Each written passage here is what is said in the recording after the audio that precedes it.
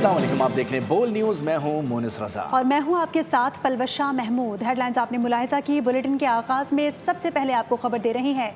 Iran ने project freedom के तहत जहाज़ों पर हमले किए तो उसे दुनिया के नक्शे से मिटा देंगे। अमरीकी सदर डोनाल्ड ट्रंप ने ईरान को खबरदार कर दिया। अमरीकी मीडिया को इंटरव्यू देते हुए सदर ट्रंप ने कहा कि ईरान ने मुज़ाकरात में काफ़ी लचक का मुजाहरा किया है। खित्ते में अमरीका की फ़ौजी तैयारी जारी है। हमारे पास आला मयार के हथियार, गोला बारूद और साजो सामान मौजूद है। अमेरिका के दुनिया भर में अड्डे हैं, वो सब साजो सामान से लेस हैं। हम इस तमाम सामान को इस्तेमाल कर सकते हैं और ज़रूरत पड़ी तो ज़रूर करेंगे। ईरान ने प्रोजेक्ट फ्रीडम के तहत जहाज़ों पर हमलों के लिए तो उसे दुनिया के नक्शे से मिटा देंगे। ईरान ने प्रोजेक्ट फ्रीडम के तहत जहाज़ों पर हमले किए तो उसे दुनिया से मिटा दिया जाएगा। अमेरिकी सदर डोनाल्ड ट्रंप ने ईरान को खबरदार कर दिया।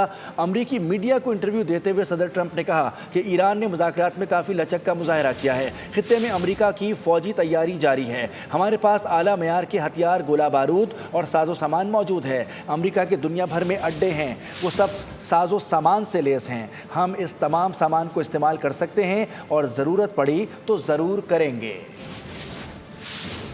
ईरान की जानिब से UAE पर 15 मिसाइल और 4 ड्रोन्स दागे गए। इमाराती हुकाम ने दावा किया कि एक मिसाइल समुद्र में गिरा और बाकी तमाम को नाकारा बना दिया गया। UAE में सुनाई देने वाली आवाज़ फ़ज़ाई ख़तरात को कामयाबी से रोकने का नतीजा थी।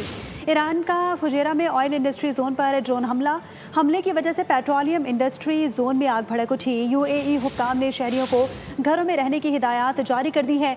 ईरान की जानिब से UAE पर 15 मिसाइल और 4 ड्रोन दागे गए। इमाराती हुक्काम ने दावा कर दिया एक मिसाइल समुद्र में गिरा, बाकी तमाम को नाकारा बना दिया गया। UAE में सुनाई दिए जाने वाली आवाज़ें फ़ज़ाई ख़तरात को कामयाबी से रोकने का नतीजा थी। ईरान का फुजेरा में ऑयल इंडस्ट्री जोन पर ड्रोन हमले की वजह से पेट्रोलियम इंडस्ट्री जोन में आग भड़क उठी, जबकि UAE हुक्काम ने शहरियों को घरों में रहने की हिदायत जारी कर दी हैं। ईरान ने मुत्तहिदा अरब अमारात पर हमले के UAE के दावे की तरदीद कर दी है। ईरान के एक सीनियर फौजी अहदेदार ने कहा है कि तेहरान की जानिब से मुत्तहिदा अरब अमारात को निशाना बनाने का कोई मंसूबा नहीं है। ये बयान ईरानी सरकारी मीडिया के ज़रिए सामने आया है। ये वजाहत ऐसे वक्त में सामने आई है जब फुजैरा में तेल की सनती तनसीब में आग भड़क उठी, जिसे इमारात के हुकाम ने मुबैना ड्रोन हमले का नतीजा करार दिया। वाक़ई में 3 अफराद के ज़ख्मी होने की इत्तलात हैं। इससे कबल इमाराती वज़ारत दिफा ने 4 क्रूज़ मिसाइल दागे जाने का दावा भी किया था, जिनमें से बेशतर को तबाह कर दिया गया। उधर अमरीका और इसराइल के हमलों के बाद ईरान की जवाबी कार्रवाइयों से खित्ते में कशीदगी बरकरार है। मुत्तहिदा अरब अमारात में 5 में से 8 मई तक स्कूल ऑनलाइन क्लासेस का ऐलान कर दिया गया है। मुत्तहिदा अरब अमारात की वजारत तालीम ने ऐलान किया कि 5 मई से 8 मई तक स्कूलों में ऑनलाइन क्लासेस ली जाएंगी।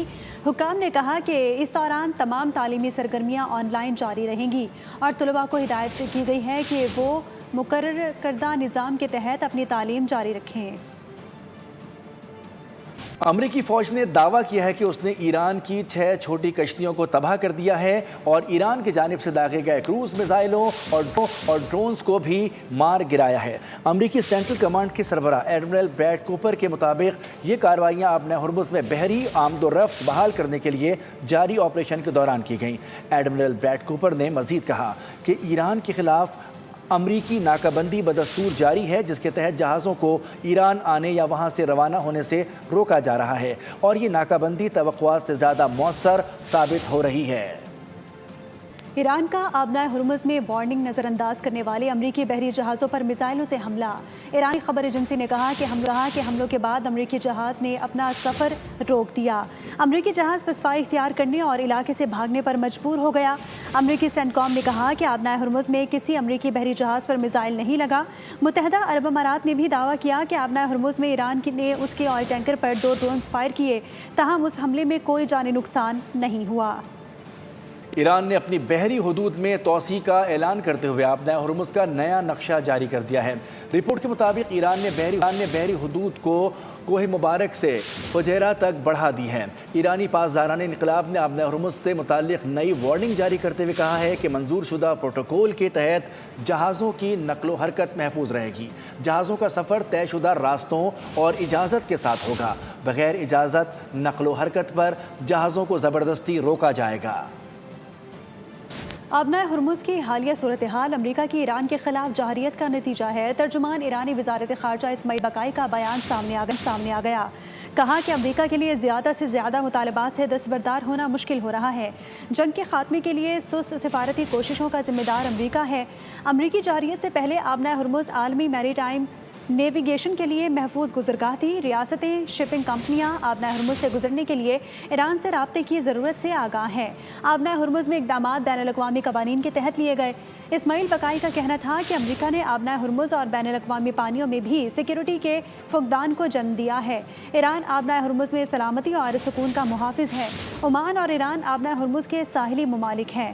آبنائے ہرمز سے محفوظ جہاز رانی کے لیے ہمیں پروٹوکول میکانزم بنانا چاہیے۔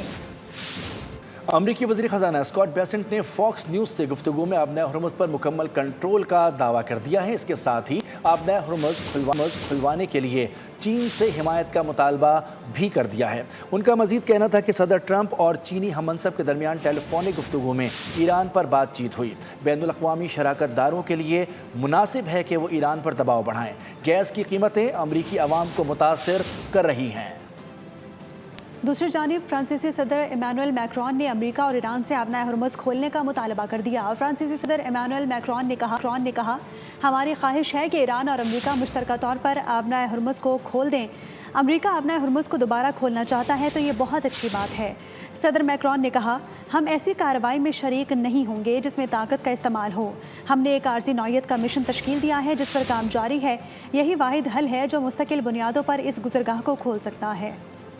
پاکستان کی کامیاب سفارتکاری ایک بار پھر رنگ لے آئی۔ خطے میں کشیدگی کے باوجود پاکستان نے ذمہ دارانہ کردار ادا کرتے ہوئے اہم پیش رفت کی اور ممکن بنایا کہ نائب وزیر اعظم وزیر خارجہ اسحاق ڈار نے اس کی تصدیق کی ہے کہ امریکہ کی جانب سے ایرانی بحری جہاز کے عملے کے 22 افراد کو پاکستان کے حوالے کیا گیا، جنہیں بعد ازاں ایرانی حکام کے سپرد کر دیا گیا۔ پاکستان کی کامیاب سفارتکاری ایک بار پھر رنگ لے آئی۔ خطے میں کشیدگی کے باوجود پاکستان کا ذمہ دارانہ اور متوازن کردار۔ نائب وزیر اعظم اور وزیر خارجہ اسحاق ڈار نے ایرانی بحری جہاز کے عملے کے 22 ارکان کی امریکہ کی جانب سے پاکستان حوالگی کی تصدیق کر دی۔ تمام افراد کو ایرانی حکام کے حوالے کر دیا گیا۔